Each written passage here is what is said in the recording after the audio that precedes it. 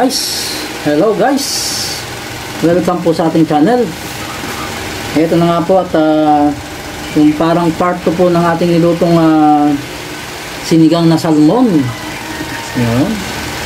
Isang latang malaking makarel. Guys, nakita nyo naman po, kompleto po yan sa gulay. Napakasimple lang po ng ating pagkakaluto dyan, diba? Yan po ay merong sitaw, talong, okra, pechay at talbos ng kamoting baging. Ang sarap nito, sinigang na salmon, mamahaling isda yan, at ngayon ay aking ulam ito. Siyempre guys, meron po isang luya, saka lagyan natin siya ng kamatis. Simple guys, tamang budget, pero masustansya po ito guys. Masustansyang ulam na ating niluto.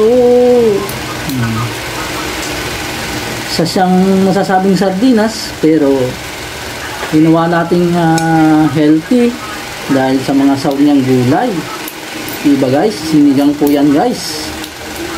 Nako, ito po talaga pong mait lang po dahil naligo lang naman po tayo.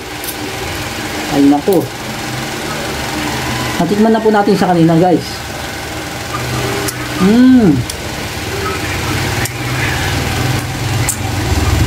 Siyempre guys, pag nagluto po tayo ng salmon o yung isda sa sardinas, medyo nadudurog po yan guys. Pero nakikita pa rin natin yan guys. Ayun o. Gaya na lang po siya kalalaki.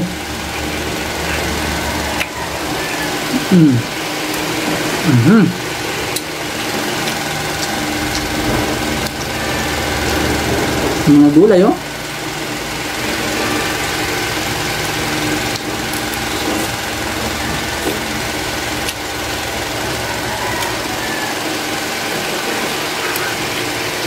Sarap sa kanin nito.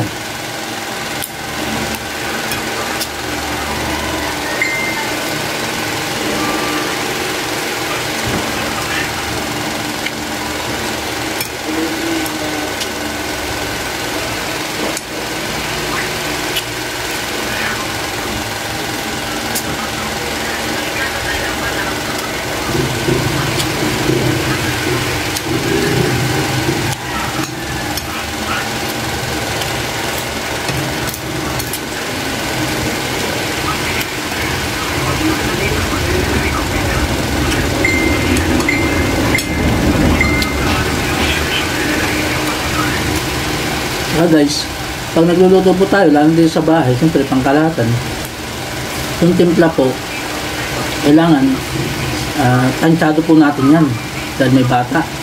Siguraduhin lang po natin na makakain po ito ng bata ng kalahatan. Mari, lalagyan po natin ng sili.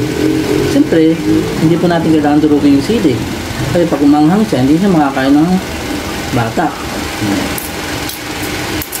Sa aking timpla po, yung lagi ko pong sinasabi na di baling yung medyo matabang siya na parang nakukulangan ka ng konti, okay po yun. Kaysa nung po nailuto natin siya ng maalat, diba? Mas mahirap pong remedial nun. Pero yung ganito na saktong-sakto lang yung lasa niya, parang hinahabol niya yung lasa niya. Eh pag kinain po natin siya talaga, pinapak natin siya, doon pa rin yung gusto natin lasa, diba? Kesa yung sa unang tingin pa lang natin, parang napansin natin na, ayos to ang taas ng panlasa, diba? Pero pagka yung ulam mo na yun, o kaya pinapak mo siya, maalat yun. Sobra siya sa timpla. Ang ginagawa ko, kailangan yung timpla niya hindi ganong mataas, diba guys? Hindi kasi ako naglalagay ng mga hindi ako naglalagay ng mga magic sarap, hindi ako talaga nagagamit ng ganyan, kaya mga patis, hindi ako naglalagay nun Basta't ako'y nagluto, yun, ang gagamitin ko lang asin, lalagay lang ng betchin, asin, yun lang talaga yung gamit ko. Hindi ako nag-additional ng mga yung nor cubes, hindi eh. Pero siguro kung talagang ano, yung sa akin lang, tapos gusto ko talagang yung lasa ay mataas, yun, gagawin ko yun. Ay kaya lang guys, ay, may tugtog oh. Excuse me lang po sa tugtog ha. Hindi po akin yun. Mahirap na. Diba guys? Wala po tayong tugtog na kinabit. Yung pa may dumaan lang po na motor na may tugtog.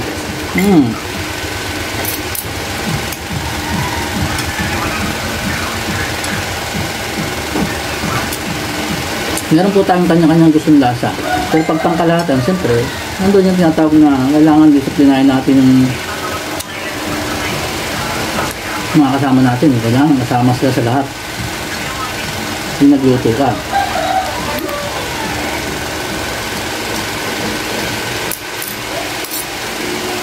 Hindi yung nagluto tayo, tinan natin yung gusto natin. Paano naman yung iba, di ba? Meron palang ayaw ng sobrang taas ng lasa ng pagkain, kaya yung maalat, sobrang lasa kasi minsan, sobrang timpla, maalat na yan. Dapat, di baling magreklamo sila na parang ano medyo matabang yung luto di ba? Okay na yun. Ang dali ng remedyoan yun, di ba? Yung gano'n.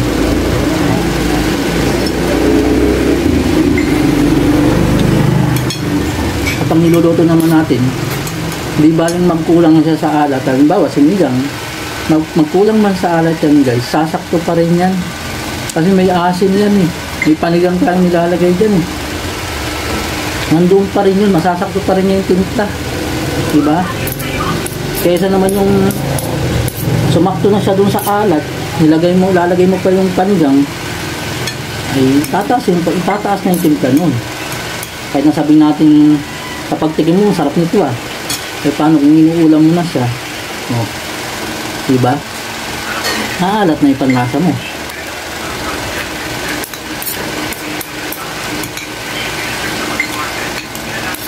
Pag nagluluto tayo ng adobo, siyempre kailangan medyo mahirap tansyahin yung sa adobo diba? Pero kailangan talaga pag nag-adobo ka, hindi ka talaga maglalagay doon ng asin, siyempre sa toyo mo na lang siya tatansyahin. Tapos yung suka mo ginagamit, hindi talaga yung sobrang asin. Meron kasi mga suka na mga yung dato puti, matindi ang lasa niyan, diba? Kailangan doon, matansya mo siya doon. Kung gaano karami ang lalagay natin na toyo, siyempre kung lang kailangan sa toyo kasi maalat yun Kailangan matansya natin doon sa suka natin na gagamitin. Lalo na kung hindi naman maasim yung suka natin na gagamitin, okay lang siya. Medyo dagdagan natin ng konti yung suka, diba? Kasi hindi naman tayo kailangan maglagay ng tubig pag adobo, diba guys? Ganun kasi ang adobo, medyo mahirap tansyahin. Pag napaalat ka dun, medyo mahirap Kasi guys, ang adobo guys, pusa lang yan sa tubig niya na hayaan mo lang.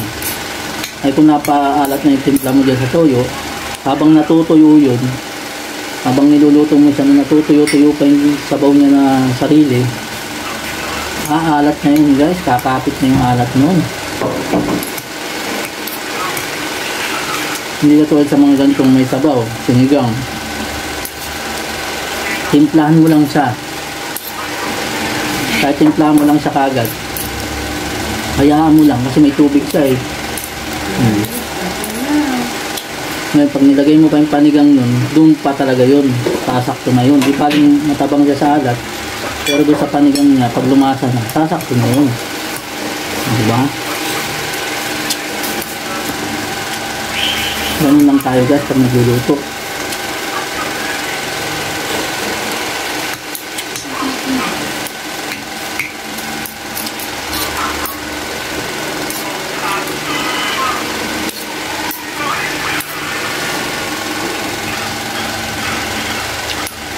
Saka kailangan kapag nagluluto, talagang lagi may gulay yan guys. Kahit karne yan, kahit adobo pa yan, ayoko talaga nang walang gulay yan. Yun naman, kahit saan lutuin natin, tagpaksil, nako, ang daming gulay. Kaya pag gantong sinigang, pinakompleto talaga natin ang gulay.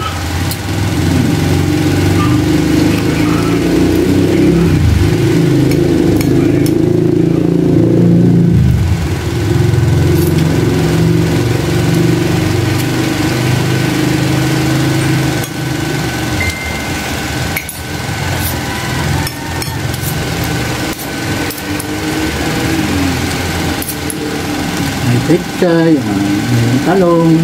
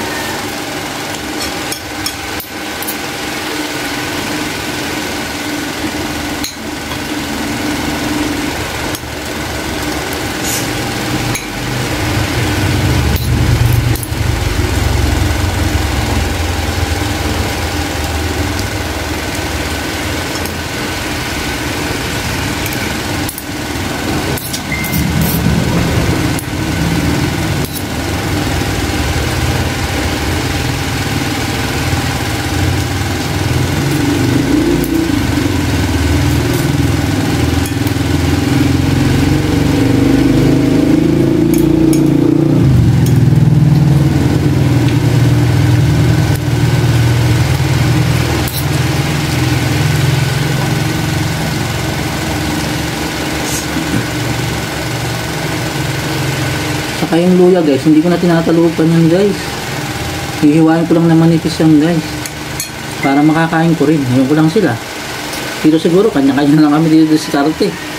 Kaya ako, gusto ko, kinakain ko rin luya. Manipis na manipis lang yan. Hindi ko na dinidikdik ng makapal. Hiwain ko lang siya ng manipis.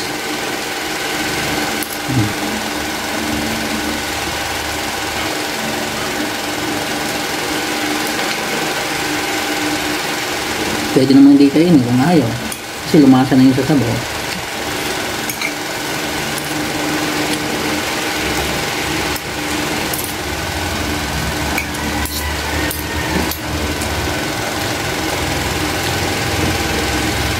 Saka itong isda natin niluto. Ang karel to eh. Masarap talaga to. Igisa mo nga lang sa kamatis to. Masarap na to eh. Kaya, diretso mo ang kainin to, pwede. Yan lang. Tulad dito lang sa bahay. Oh. Lagyan natin ng maraming gulay. Para kahit sabaw lang, kung mayroong hindi kumakain ng gulay, yung batang ayaw kumain ng gulay, sabaw lang. Oh. Hindi na rin sasabaw yung suspension ng gulay.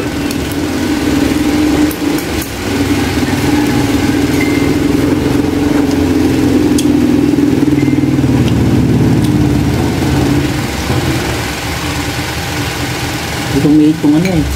Malaking makarel to niluto natin. Lumiit siya eh. Nadurog.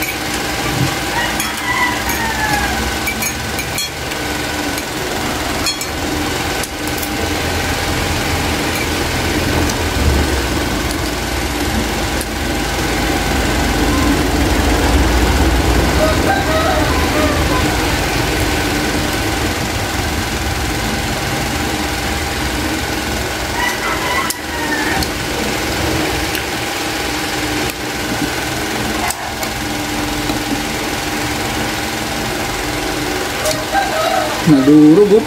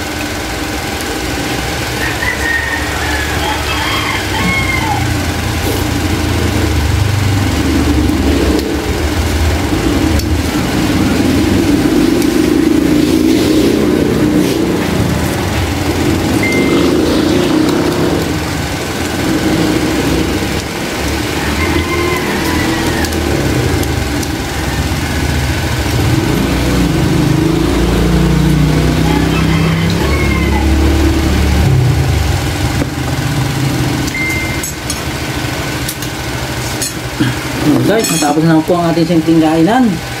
Ating nilutong malaking sardinas na salmon. Sinigang lang po natin siya, simple lang po. Sana po lagi po tayong mag-iingat sa araw-araw. Basta tama po ang ating ginagawa, tuloy lang po natin. God bless you all guys, hanggang sa muli po nating video.